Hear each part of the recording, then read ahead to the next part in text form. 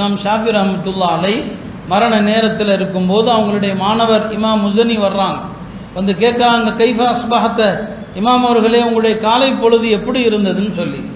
இமாம் அந்த நேரத்திலையும் மிக அழகான வார்த்தையில் பதில் சொன்னாங்க, என்னுடைய காலை பொழுதை பற்றி கேட்கிறீர், நான் இந்த உலகத்தை விட்டு பிரிய போகிறேன், நண்பர்களை விட்டு விடைபெறப் போகிறேன், மரண கோப்பையை குடிக்கப் போகிறேன், என்னுடைய உயிர் எங்கே செல்ல போகிறது எனக்கு தெரியாது, என்னுடைய உயிர் செல்லுமிடம் சொர்க்கமா அல்லது என்னுடைய உயிர் செல்லுமிடம் நரகமா என்று எனக்கு தெரியாது.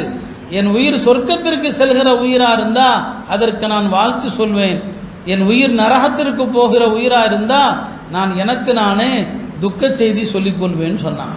இப்படித்தான் நல்லடியார்கள் எல்லாம் தம்முடைய வாழ்க்கையின் இறுதி நேரத்தில் அவர்கள் அஞ்சினார்கள், பயந்தார்கள் என்று பார்க்கிறோம். அவங்க வாழ்க்கையை எப்படி கழித்தாங்களோ அதுதான் உண்மையான வாழ்க்கை. அருமையானவர்களே, நம்ம வாழுகிற காலத்தில் பலவிதமான நோய்களை பார்க்குறோம், மரணங்கள் அதிக நிகழ்வதை பார்க்குறோம், யாருக்கு எந்த நேரத்தில் எது தாக்கும் என்பது அறியாத உலகத்தில் இருக்கிறோம். ஆனாலும் நாம் மரணத்தை குறித்து சிந்திப்பதில்லை.